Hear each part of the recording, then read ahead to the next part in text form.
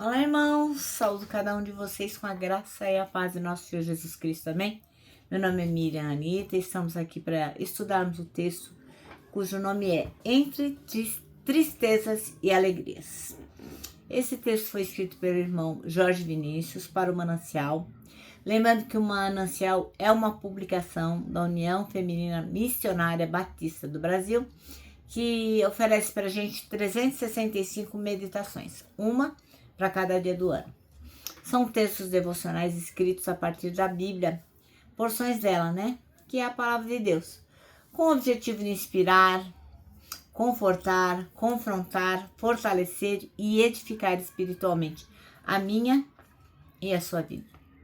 São gotas de esperança diárias que promovem transformação e crescimento. Bem, vocês sabem, eu não escrevi o texto, quem escreveu foi o irmão Jorge Vinícius. O que eu vou fazer? Vou ler com vocês e contar aquilo que eu entendi. Quero pedir, como tenho pedido todos os dias, há 6 anos inclusive, que vocês possam compartilhar esta mensagem. Porque o valor dela não está no fato de que eu estou aqui dizendo, eu estou gravando. Não, nada disso, irmãos. O valor dela é que nós lemos a palavra de Deus. E a palavra de Deus é tão preciosa que ela nunca volta vazia. Então eu convido você a ser um missionário urbano, que você possa aí, então, compartilhar. Se você não se inscreveu no canal, por favor, faça isso. Enfim, vamos divulgar a palavra de Deus, tá bom? Então vamos orar e pedir ao Senhor que nos abençoe. Senhor, nosso texto nos diz que estamos entre alegrias e tristezas. Que nós possamos ter a compreensão desses dois momentos a partir da tua lógica, da lógica divina. Ensina-nos, Senhor, a caminhar entre a alegria e a tristeza, sempre confiando em Ti. É o que te pedimos, em Teu nome, Jesus. Amém. Bem, irmãos, então leremos o Salmo 126, que é uma passagem muito poderosa sobre como Deus transforma lágrimas em alegria. Ele vai recordar a libertação do povo lá do exílio e mostra que mesmo meio entre as tristezas, existe sim uma promessa de colheita e de restauração. É um cântico, é uma canção, e em memória de dor, a esperança da alegria, Bem, o Salmo está estruturado mais ou menos assim, ele vai lembrar as coisas do passado, o retorno dos cativos, daqueles que estavam em Sião, que parecia um sonho, mas eles conseguiram voltar, E isso encheu o povo de alegria. E depois ele vai falando sobre a ilustração da semeadura, que era chorando e que acaba se tornando uma coisa muito feliz, muito alegre. Qual que é a mensagem? A mensagem principal é que a tristeza ela acaba sendo transformada em alegria. O Salmo vai mostrar pra gente que o sofrimento não é o fim. Por maior que seja o desafio, creia, não é o fim. Mas ela parte de um processo que leva à bênção. Esperança em meio a lágrimas. E ele lembra que quem planta ali, chorando, ele certamente vai colherá sorrindo. A dor é vista como semente para futuras vitórias. Outra coisa importante é que o povo ele é grato, ele tem fé. Ele reconhece que grandes coisas fez o Senhor por nós. E isso quer dizer que eles estão reforçando a confiança na fidelidade divina. E como que a gente pode aplicar isso para hoje, Isso vai nos lembrar que existem momentos que a gente fica muito chateado, muito triste, a gente chora. Mas isso pode ser o prelúdio de grandes alegrias, porque Deus restaura histórias. Bom, é importante também que a gente lembre que a comunidade deve ser inspirada pela fé coletiva, mostrando que a restauração de um povo é o testemunho para outras nações. E importante também que nós saibamos perseverar. Esse salmo ensina a gente a perseverar. Perseverar na oração e confiar que Deus transforma desertos em rios de vida. Isso tem tudo a ver com a nossa espiritualidade. Então o contraste entre lágrimas e colheita é central. Semear a dor, colher em alegria. Essa ilustração, essa metáfora agrícola, vai mostrar que o sofrimento é fértil quando vivido com fé.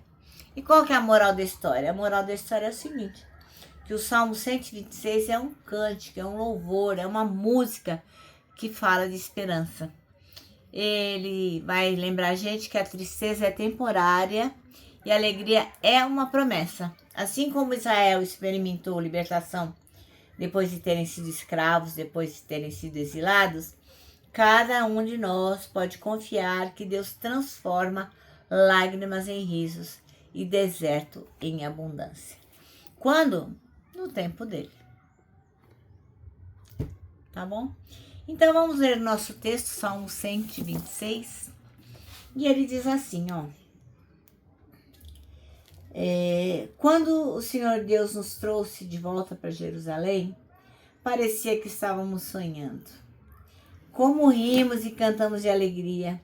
Então, as outras nações disseram, o Senhor fez grandes coisas por causa deles. De fato, o Senhor fez grandes coisas para nós e por isso estamos alegres. Ó Senhor, faze com que prosperemos de novo, assim como a chuva enche de novo o leito seco dos rios.